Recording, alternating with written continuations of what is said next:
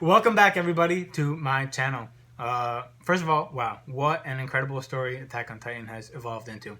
I haven't been a fan for as long as many of you have. I just started reading the manga in 2016 around the Marley arc, and I just think that even from where I picked up, it's just turned into something that it's gone in a direction that it's mind blowing how amazing this story is, and it really touches home on a lot of issues that we experience in our everyday lives. So it's good to connect with a story that's that good and touching.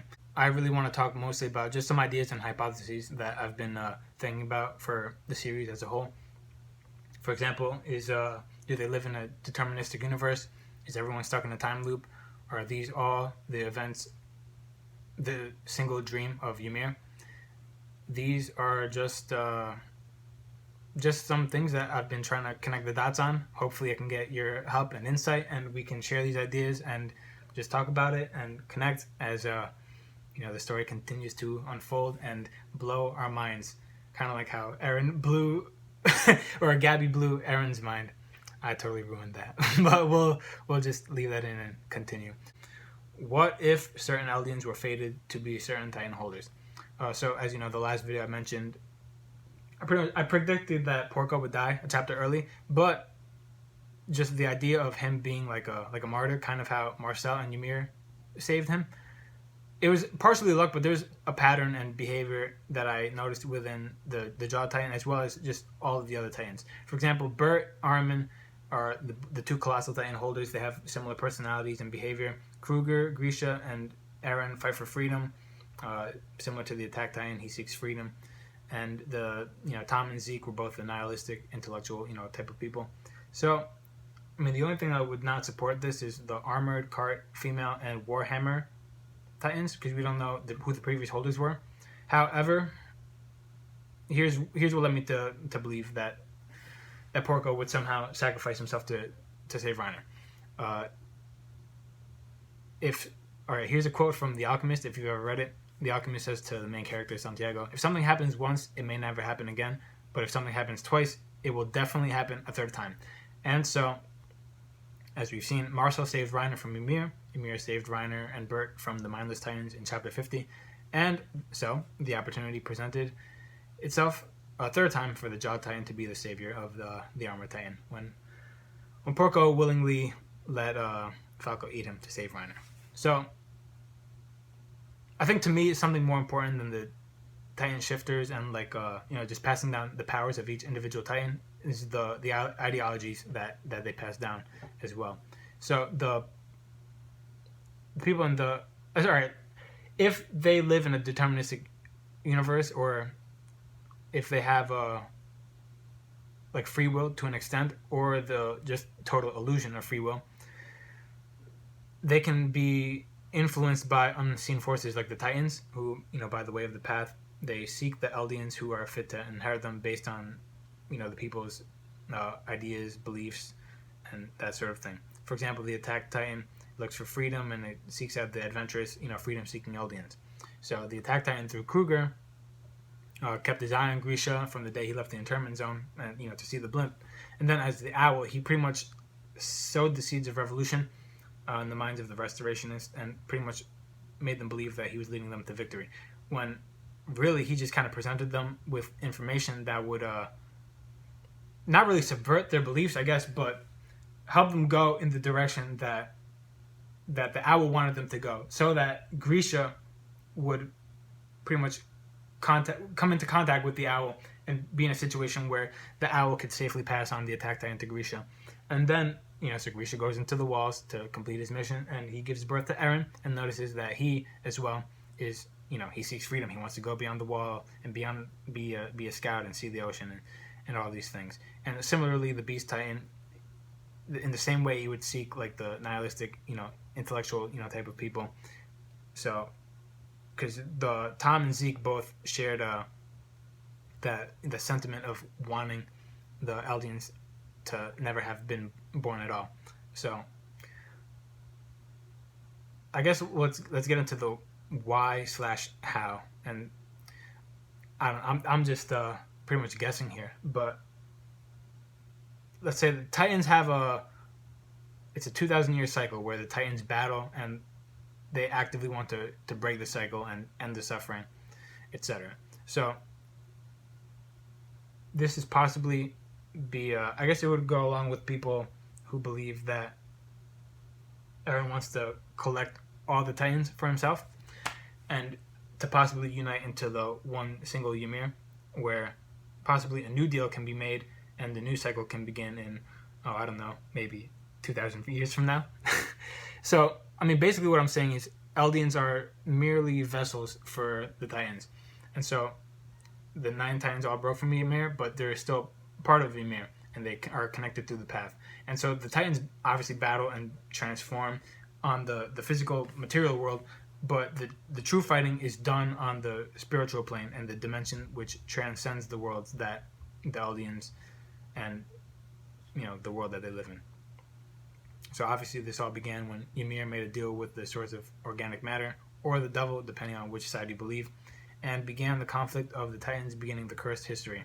So this is kind of similar to the fall of man, or the serpent and Eve. And notice how it's always the female who takes the apple of the forbidden the tree of forbidden knowledge. I don't remember, but so either way, no matter which side you choose to believe, whether it was the source of organic matter and devil, it's still the same event.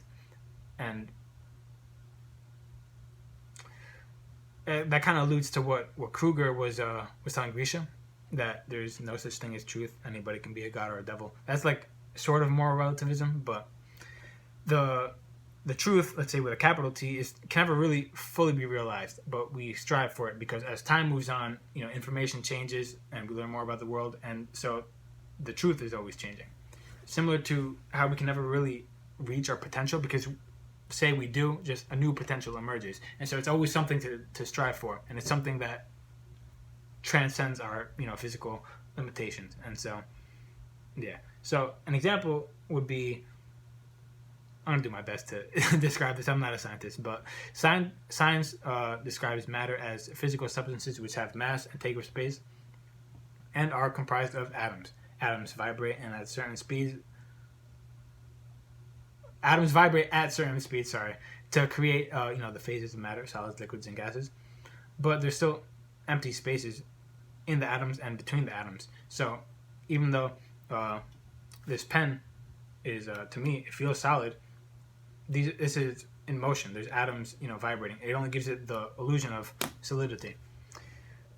Now, in Indian philosophies, the Maya, which is literally, it translates to illusion or magic, is the quote-unquote magic show, an illusion where things appear to be present but are not what they seem. And it's a spiritual concept which says that which exists but is constantly changing and thus is spiritually unreal. So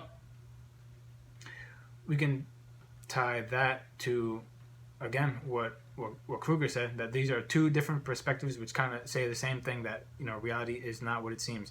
This seems like this is solid, but really it's in motion, even though it looks like it is not in motion.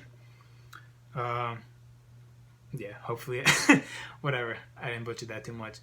Speaking of Indian philosophies now, all right, here's where I'm going to talk about the possibility of everything in Attack on Titan being the dream of Ymir.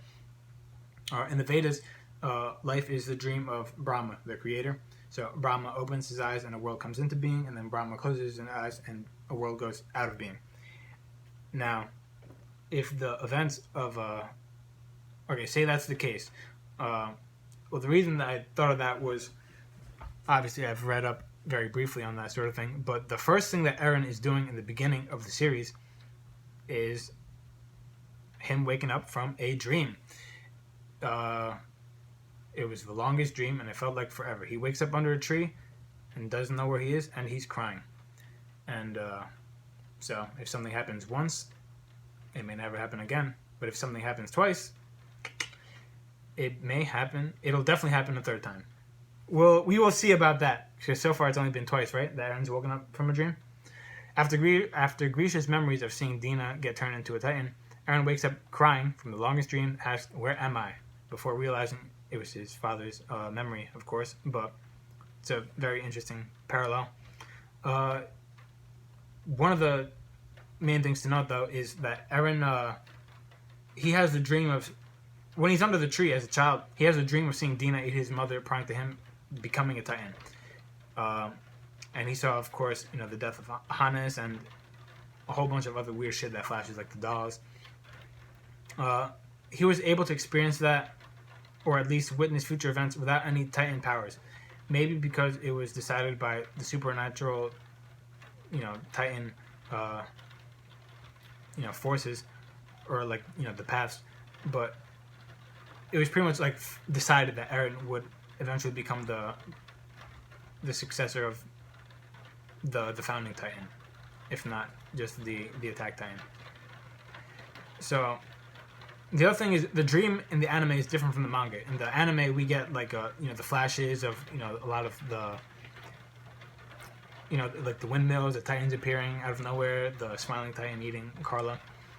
In the manga, Mikasa has short hair and a scarf, and she says, "See you later, Eren," which transitions into Eren, wake up.